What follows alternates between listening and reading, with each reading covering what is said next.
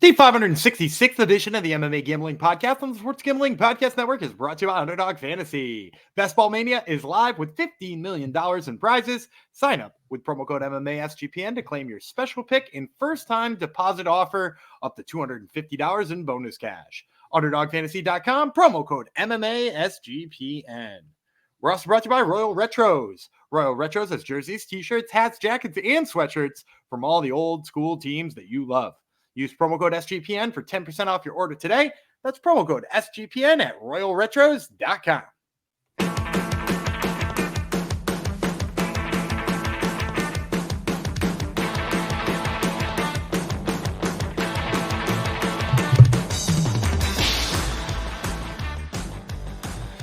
Hi-ho, degenerinos. Welcome to the MMA Gambling Podcast, the Sports Gambling Podcast Network. Let's dedicate this one to Kin Dog, a new name I see in our Discord. Welcome to the family, Kin Dog. Welcome, everyone, to the show. We got more Road to UFC for you here before we get down with the UFC proper in tomorrow and Thursday's episode. I'm one of your hosts, Jeff Chalks Fox. Yesterday, we did the first two episodes, so to speak. They're breaking it into episodes of the Road to UFC Shanghai. Today, we're doing episode 3 and 4, which are taking place this coming Sunday. Episode 1 and 2 are Saturday morning. So, of course, I have the top regional MMA capper in the world by my side here, who will help me break down these fights. And it would be the one and only Daniel Gumby Vreeland. Hello. That was a heavy billing there. Well, who else? Who's better, Gumby? Who's better? I mean, I don't have Gumby? anybody off top, but I'm sure some other people want to claim. Although I did hit Hwande on Brave CF on Saturday at plus 300, or at least he was plus 300 at post time. By the time fight time rolled around, he was like plus 120. But yeah, big underdog hit there too. Yeah, see, I went 1 and 2 on Brave and was up $100. Lucky we covered that this week. Fantastic. Yeah, look at that. So yeah, and then this, if you watched our last Road to the UFC episode, which if you did and you enjoyed it, make sure you hit the subscribe button, and thank you for coming to the second one. But if you watched the first one, there were a couple of squash matches in that one, a little bit wider odds here and there. I think this one, just to give you the quick preview, I think it's a little bit better match. There's like 2 or 3 fights here I'm going to talk about just being pick'ems because I couldn't figure out who they would make a favorite, which obviously makes this one kind of interesting. Yep. Not today. We're doing 2 episodes. 2 episodes of Road to UFC here, but the first half of the fights we're breaking down are men's flyweight and bantamweight fights. So we'll break all that down after I remind you it's baseball season, so you should be checking out our MLB Gambling Podcast. Great show, great hosts, fun, entertaining, informative. It can win you money. So they are everywhere you can find your podcasts, and of course YouTube. Make sure you watch and subscribe to them on YouTube. All right. This is, as I said, a Sunday event. The last 2 episodes here. Road to UFC Shanghai episode 3, Shanghai, China, this Sunday, 6 a.m. Eastern is the start time. And as I said before, there will be wackos in our Discord watching and talking about it live. So plenty of them. So if you're a wacko too, you can fit right in. All right. We're starting things off, with a non-tournament fight. This is a lightweight feature fight. Won Bin Ki from South Korea versus Tatsuya Saika from Japan. And then scroll down and give you the info here. No odds as of this recording. Maybe there are some in as you listen to this. So we'll be talking about them in the Discord as per usual. Saika is Yanbo, his nickname, obviously. 11-4 with 10 knockouts. He's been knocked out 3 times, submitted once. He owes his rounds. This is his debut in the Road to UFC. He's won 2 straight fights and 4 or 5. Won his last fight via knockout, regional champion as well. Key, the danger, 17-9, 11 knockouts, 3 submissions. He's been knocked out 5 times, submitted once. 1 and 2 in Road to UFC. He's gone loss, win, loss over his last 3, 3 and 2 over his last 5. He's got multiple regional championships on his mantle. Correct. Get the shirt that I'm wearing. sportsgamblingpodcast.com/store or get sticky. One or the other. 2014 pro MMA debut for Key, and that's all I got. So I think this is one of the ones I think is going to be a pick'em. It's hard for me to wrap my head around what they're thinking here because on one hand, Saika has got like a really nice highlight reel, which I think usually plays well when you're talking about, whether or not the regional books rank him highly or not. The problem is if you watch that highlight reel, first of all, it's maybe not indicative of his fights necessarily because it's a bunch of knockouts. And I don't necessarily see him as being like dangerous on the feet at all times. Just once in a while, his opponent gets lazy and he unleashes on like a very hard 1-2. And it's a 1-2 every time. Like I literally saw one of his highlight reels because I was having a tough time finding his fights and I was waiting for somebody to send me a weird clip that they have saved somewhere. And while I was waiting, I was just watching his, and it was like, oh, every single one of these knockouts is the same exact 1-2. And all you have to do is back away from his jab when he's throwing that and he won't knock you out. And then I watched his fights and that was true. Like it just seems like that's his weapon. And as long as you stay away from it, you're fine. And one big key, he's not like the most refined fighter you will find. Like I don't love how technical his striking looks. He doesn't look overwhelmingly good in any way, shape, or form. But the one thing I will say is, first of all, very physically strong for a lightweight. Like this is a big dude with a lot of strength. And in addition to that, he's a big dude who does a really good job of staying safe. He does not overextend himself. He does not put himself in harm's way. He knows what his opponent is about to throw, and he just does the smart, defensive, simple thing. And against the guy who continuously tries to spam the same thing that he thinks is going to get him a knockout. And then, to his credit, has gotten him a lot of knockouts.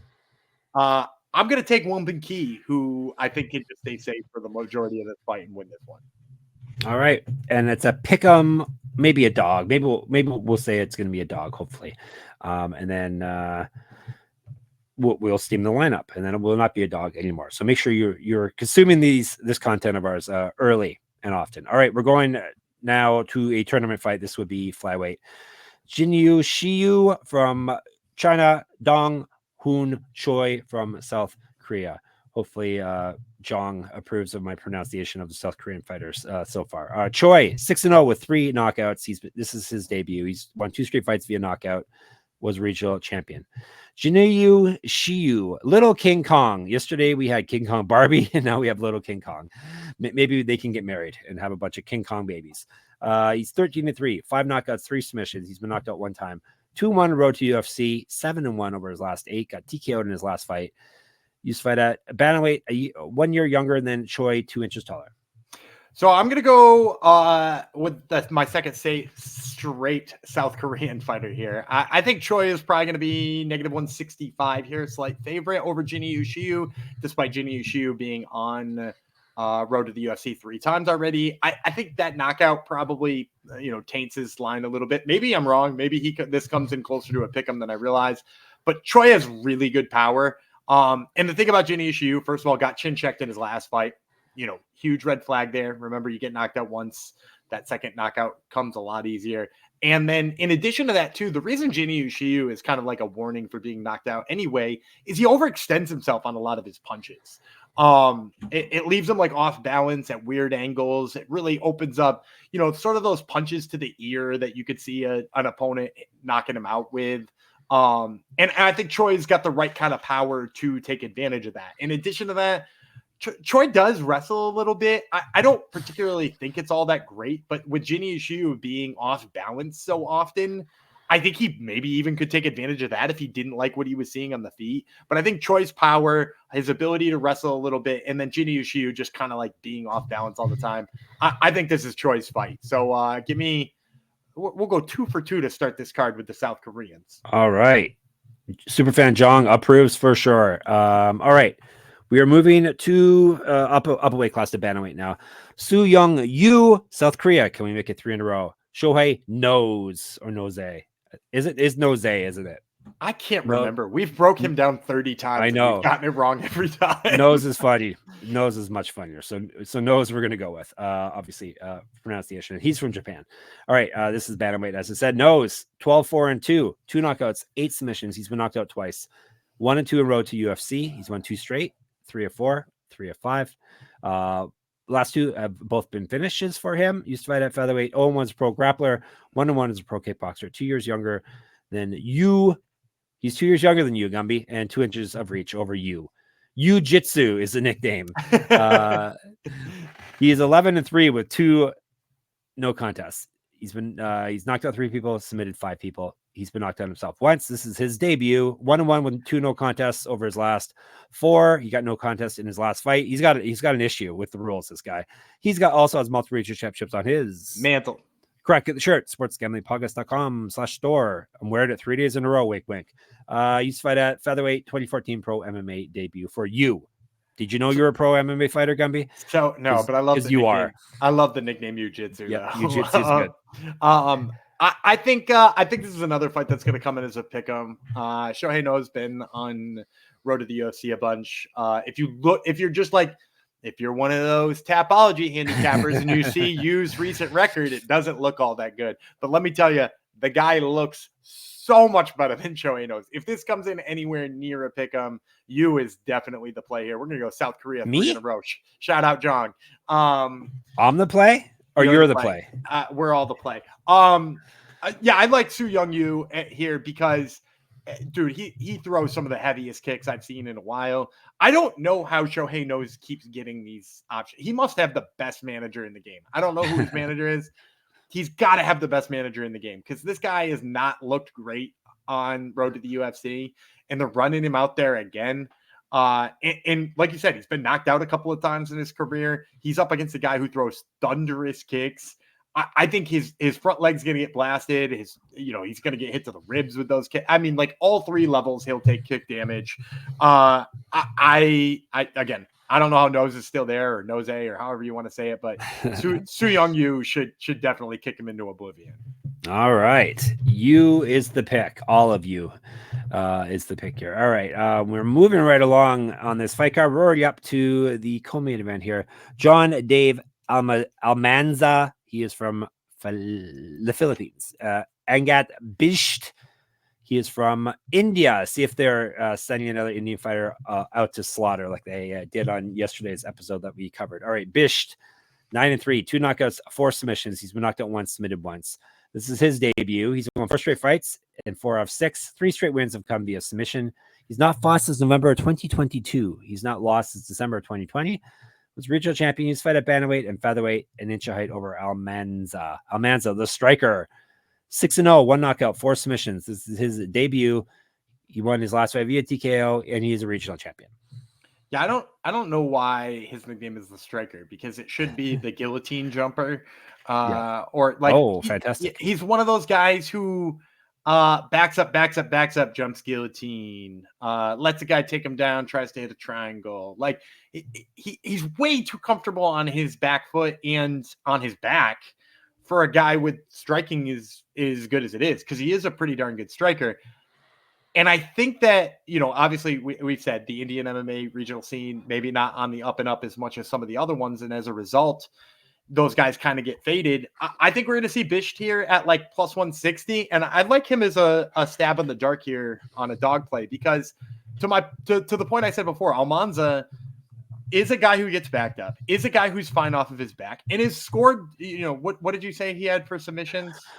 Almanza, 4 out of 6. Yeah, 4 of his 6 wins are by submission. And I don't know that he has a good jiu-jitsu game. I think it's just like jumping gillies on like bad regional opponents. I think Angad Bisht could definitely defend those takedowns. He seems smart defensively, both on the feet and on the mat. He moves forward a lot. His striking looks fine when he's moving forward.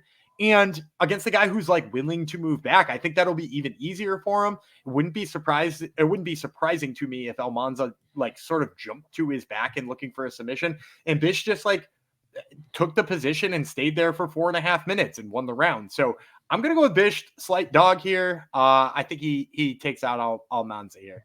All right, there we go. Gumby gives us a dog. All right, before we move on, speaking of dogs, Underdog Fantasy.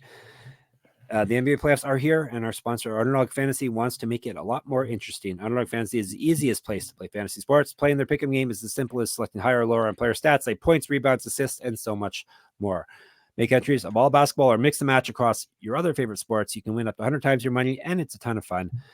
Pull up underdogfantasy.com. Check it out. They have new customers get a pick'em special in the lobby when they sign up, and there's always a special of the day. when you get into the main screen there. So check it all out. Underdog will also be running a ton of different promos, bonus cash airdrops, specials, giveaways, and more throughout the NBA playoffs. So make sure to follow at Underdog Picks on Twitter to keep an eye out. Underdog is available in 30 plus states, including California, Texas, and Canada. They also just launched Champions, their player versus player format in Florida. Sign up with the code MMA SGPN to claim your special pick and first time deposit offer up to $250 in bonus cash. UnderdogFantasy.com, promo code MMA SGPN is what you need. All right, we're going to the main event of episode 3. Daermisi Zhawupasi from China, Ren Ozaki from Japan. This is a bantamweight fight. Ozaki 6-0-2 with 5 knockouts. This is his debut. He's won 2 straight fights, both via knockout or TKO. He's a year younger than Zhawupasi. Zhawupasi 8-1, 2 knockouts, 6 submission, and he is knocked out, or he's been knocked out once. So he owes his rounds. 1-1 road to UFC. Got 1 via TKO his last fight. Used to fight at featherweight. That's all I got on these main eventers. Yeah, Zhawupasi gonna be a favorite here. Let's say like -180 plus 150 on the return for Ozaki. I like the favorite a lot here. Zhawupasi, I have to imagine it's gonna come in as a favorite. If it's under 200 or even under 250, very, very playable. Ozaki, I think, could probably wind up keeping the line a little closer, even though Zhawupasi was on road to the UFC before, because Ozaki's highlight reel looks really good. He's a very rangy, like karate-esque looking fighter on the feet. But he doesn't like to be crowded. Like if you get in his space, he's not good at like reestablishing that range, right? Like because karate's 2 things. It's being at a range and being comfortable throwing those kicks, but it's also being able to move in and out of that range and not letting anybody invade your space. And I think he's less good at the latter of those 2 things. Zhawupasi is a very good wrestler, like both in the body locks and the double legs. I like him very much. He's looked good in both of his road to the UFC fights until he got a little tired. I believe it was Chang Ho Lee who TKO'd him in the 3rd round, and he had looked good up until then. I think Zhawupasi is going to get inside on him. I think we're going to see a ton of takedowns. I think he's probably, in my opinion, the favorite here to win the bantamweight division. There's some guys we'll talk about in the next episode who maybe can challenge him, but I think he's got to be the favorite here, and I think he's going to take down Ozaki enough times that this will be a one-sided affair. All right. Yeah, I forgot. I should have pressed you to make you predict the winners of the tournament, but that's okay. All right. Here is Road to UFC Shanghai, episode 3. Here are all your winners in advance. Zhawupasi, Bisht, you. Yes, I'm talking to you. Choi and Ki. South Korean heavy episode.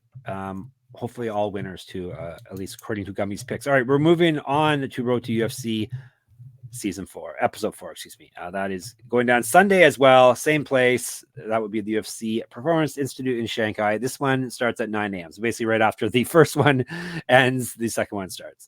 And this is just like the first half, all about flyweights and bantamweights. And we were starting off with a men's bantamweight tournament fight. Yunfeng Li from China, Balgyn Jenisuly from China as well. Some China versus China action at bantamweight. Jenisuly is 16-5, 4 knockouts, 8 submissions. He's been knocked out once, submitted twice. 0-1 road to UFC. He's won 2 straight fights in 7 of 8. Used to fight at featherweight, an inch of reach over Li. Li 9-4, 2 knockouts, 5 submissions. He's been knocked out once, submitted twice. This is his debut. 1-3 over his last 4. Got submitted in his last fight. Used to fight at featherweight as well. 2 years younger than Jenisuly, an inch of height. Yeah, Jenisuly going to be a big favorite here, probably -300. I'm really high on his grappling. He fought Kamakubo in his last fight, Shinya Kamakubo, or in his last road to the UFC fight at least. And that fight went to a split. He looked pretty. I mean, I think Kamakubo probably won the fight because it was like a weird split too. I think it was 29-28 either way, and then a 30-27 for Kamakubo. But basically, like he forced a fight with Kamakubo to take place only on the feet. Which just shows you what his wrestling looks like. And since then, I've seen, his wrestling clearly plays up. Yunfeng Li is a guy who does like to grapple, but is overly risky in the jiu-jitsu and winds up in a lot of bad positions as a result. You mentioned he has lost a fight by submission recently, and that's mostly just because he puts himself out of place with his grappling and winds up having his back taken or winds up on bottom when he should have been on top.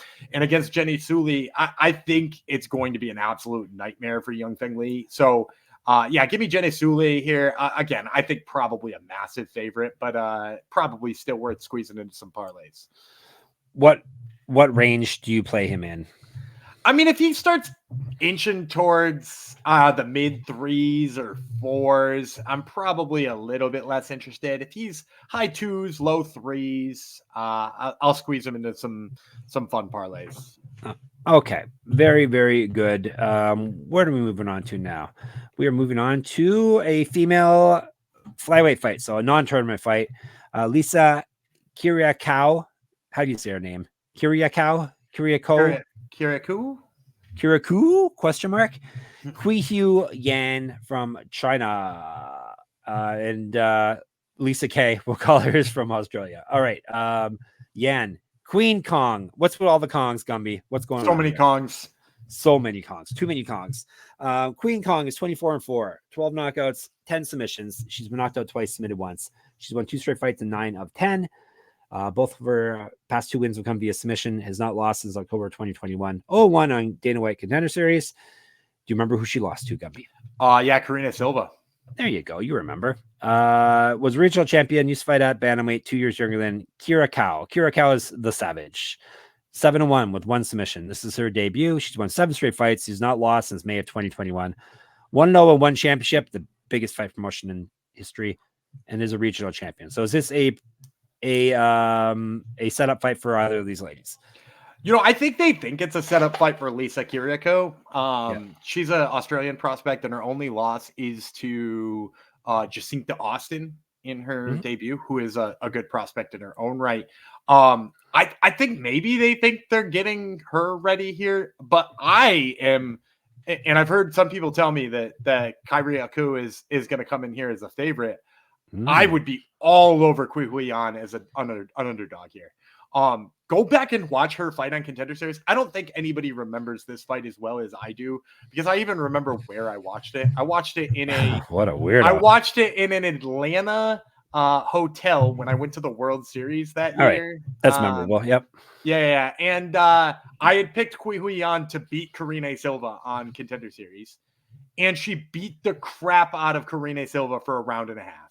And then she stuck her head in a guillotine and lost. Karine Silva had almost no offense against Qihui Yan, which just tells you, like, Qihui Yan is a top 15 UFC flyweight right now, in my opinion. She's an absolute bulldog in the wrestling. When she's on top of you, she hammer fists vicious. Like, she had Karine Silva bleeding. And when you consider what Karine Silva has looked like in the UFC, like, I actually think because of that performance, I've downplayed how good Karine Silva is in all of my handicaps, because I was like, that Qihui Yan can't be that good. And then, like, it turns out Karine Silva is amazing, right? Like, I've downplayed how good she is time and time again, and she's tooling on people in the UFC. She had almost nothing for Qihui Yan until she pulled the guillotine. And for me, that's enough for me to think Qihui Yan at any number close to pick'em is absolute gold. And some people have told me that they expect when this posts, it's going to be in the like plus 200 range. If that's true, Qihui Yan is the I said before yesterday, if you want to go back to yesterday's episode, I said, who is it? Man, I'm trying to remember who I said was the big slam dunk now. Kawanan? It was the second last fight, I think. Yeah, it was the second to last fighter. And I said he was one of my favorite plays of the weekend. Qihui Yan as a dog, favorite play of the weekend, officially. All right. There you go. All right. Let's move. Actually, before we move on, we're going to tell you about Ruel Retro is a newer sponsor of ours, looking to prove that you know ball, or you know about the Quebec or Nordiques or other defunct hockey teams that they have. What better way than to showcase your old school fandom than with some old school gear from a classic team? Ruel Retro has jerseys, t-shirts, hats, jackets, sweatshirts, and more from the vintage sports leagues and teams that you know and love. The Dirty Bird, the Orange Crush, or the Sack Exchange all make for sick jerseys for real fans. So check it out. I've checked out their site. They got a lot of cool stuff from various sports, hockey, baseball, football, all that cool stuff. And make sure you use promo code SGPN for 10% off your order today. That's code SGPN at royalretros.com to take 10% off today. All right. Gummy gave you his favorite pick already, but he's got more picks for you. We're not done here. We're going back to the tournament. We're sticking with flyweights, so men's side. Ruel Pañales. He is from, I think he's Filipino, if I remember correctly. Correct. Yes, he's from the Philippines. He is fighting Toki Matsui from Japan. We'll tell you about Matsui first. He's 6-1 with 4 knockouts. Never been finished in a fight. This is his debut. Lost his last fight. Used to fight at bantamweight. 3 years younger than Pañales, an inch taller. Pañales bag sick is the nickname, which translates to fierce. He's 5-1 with 1 no contest, 3 knockouts, 2 submissions, and he's been knocked out once, so he has his rounds. This is his debut as well. 1-1 with 1 no contest over his last 3. He did win his last fight via TKO, and he used to fight at bantamweight as well. I'm going to say Matsui, slight favorite, -145. We'll go with Pañales at like +120. And I'm going to go dog here with Pañales. I really like what I've seen out of him in Brave, with the exception of his defensive wrestling. Actually, I think both of these guys' defensive wrestling is just brutal. And I don't think offensively either of them wants to wrestle. So this is a nice little bit of matchmaking here by the UFC. Because, you know, we're going to get to see 2 guys who would rather just strike for 15 minutes, get to strike for as long as this fight lasts. For me, I like Pañales for 2 reasons. Number one, I think Matsui has a tough time finding range until he's like a good 5 minutes into the fight. He throws a lot of stuff that looks like it comes up 6 inches short, which is not particularly good here at flyweight, with a lot of fast guys on the return. Pañales also just like a little bit faster. I like his kicks a lot better. And I like that he's able to hit people sometime in the first round, which it seems like Matsui has some issues with sometimes. So I'm going to go with Ruel Pañales. Again, if he's a slight dog, nice play here. I'd probably still maybe be interested into the slight favorite range. But yeah, the speed, the range finding, and the fact that he's facing somebody for the first time in a while who's got no interest in wrestling him, all reasons to like Pañales. All righty. Very good. 2 more fights to go, ladies and gentlemen. This one is up at bantamweight. Kyo Sung Kim from South Korea. Tokitaka Nakanishi from Japan. Bantamweight fight. Nakanishi is 11-3, 1 knockout, 5 submissions. Been knocked out once, submitted once. This is his debut on Road to UFC. He's won 6 straight fights. Last one via submission. He's not lost since May of 2021. Regional champion. Used to fight at featherweight. 0-1 is a pro grappler. 4 years younger than Kim. Kim 12-5, 8 knockouts, 2 submissions. Been knocked out twice, submitted once. This is his debut as well. He's won 2 straight fights. Before that, he lost 2 straight, and he's 3-3 over his last 6. Both of his past 2 wins have come via stoppage. 1-3 in 1 championship, but that's okay because that's the biggest fight promotion in the history of mankind. Used to fight down at flyweight, 2014 pro MMA debut, 6 inches taller than Nakanishi. That is pretty huge. So, real fun thing for me is when I was looking up stuff about Nakanishi, I was like, I feel like I've heard this name before. And then I saw he fought a bunch for Pancrase, and I was like, okay, so I've definitely seen some of his fights before. Was YouTubing, finding a couple of clips so I could put together what I remember of him. I'm like, oh, he's really good at closing the distance. I like how safe he is on top. Real fundamental in his grappling.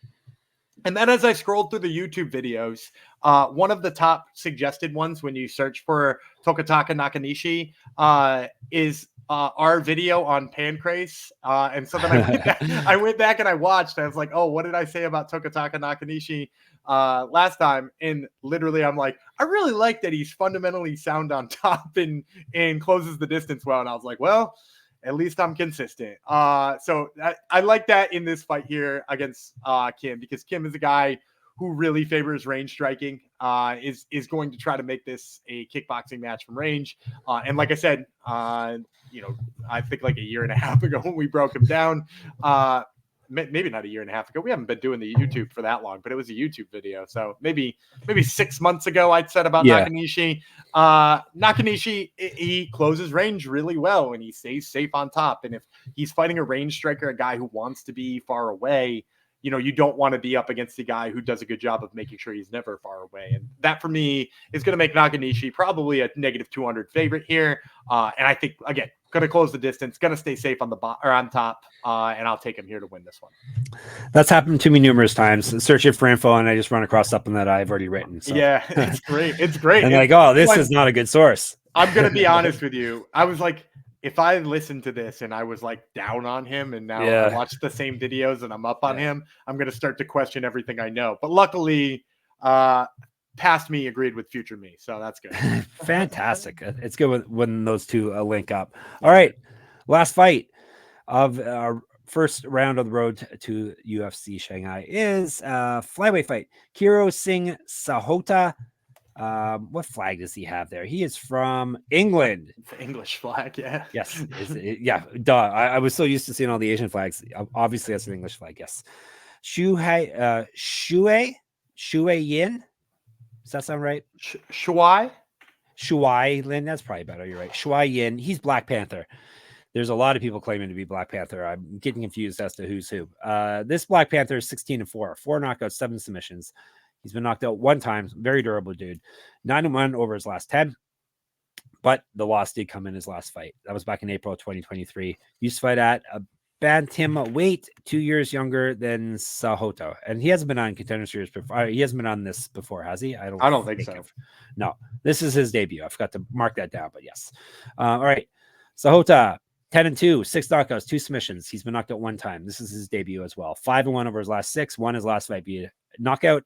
Was regional champion. Used to fight at bantamweight, 3 inches taller than Yin. He also lost to one of my favorite regional fighters out there. He lost to Sean Marcos da Silva, that wild man from Cage Warriors. I'm going to say pick him on this one because Sahota has fought on Contender Series. I think his record looks a little worse than Yin's when you run it down, but he's fought higher level of competition. So you might see this at pick him. Also, how often do you see a 5'10" flyweight? He's so weird looking in terms of his structure. Like he is. It's like Kendall Grove at flyweight. It's a real weird thing. Shout out to anybody who's listening to this and still remembers who Kendall Grove is. I'm going to go with Yin for 2 reasons. Number one, Sahota is a little bit too upright for me, and Yin has good sub skills. So if he can get in on the legs and get a takedown, I like his chances to finish him. I do worry a little bit that Yin is too showy. In one of his fights that I was watching, he put his hands down at his side and was just trying to like goad his opponent into throwing on him. I'm half wondering if that's because he's like that all the time, or if because he was fighting a guy who is wearing a t-shirt, which is real weird to me. I don't know if that's good analysis, but the guy he was fighting was wearing a t-shirt. So I think you're allowed to clown him if he's wearing a t-shirt, right? Yep. No, that's the rule, actually. Yes, it's in the unified rules of MMA. Yeah, you have to clown him if he's wearing a t-shirt. So he clowned him, and then he pieced him up a bunch. So I think he's faster. I think he's a better striker than Sahota. Obviously, the size discrepancy gives me a little bit of a hesitation, but also I don't think Sahota is very good in terms of grappling. So if Yin does decide that he's not just going to stick his hands down and go to 5'10" flyweight into striking with him, I think he'll probably just get in on the legs and get a submission. So yeah, I like Shui Yin. I'm going to say, like I said, pick him up front, but I'd take him I'd probably take him into the high 100s if I'm being honest. But if Sahota's wearing a t-shirt, all bets are off. Yeah, if he's wearing a t-shirt and he goads him, be careful. Yeah. Watch the t-shirt play.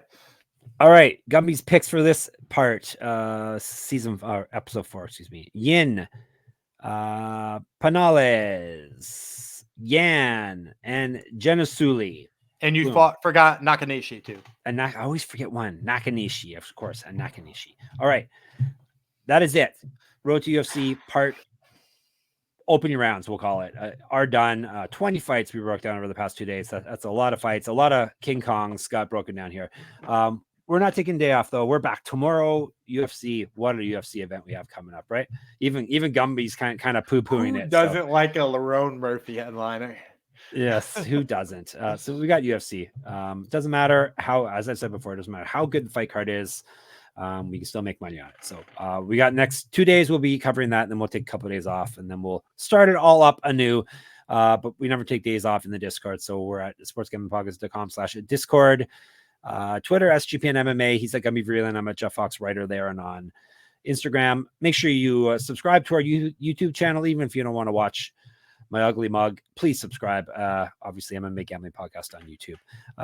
My Substack is moneymma.substack.com. Thank you, everyone who has subscribed there, whether you're a free subscription or a paid one. Thank you very much. And you can enter my Pick'em contest for free if you have a free subscription. And Gumby's got Top Turtle MMA podcast. You're going to have to wait and hear who he has on his show this week. It's a mystery. And of course, sportsgamblingpodcast.com is the place to be.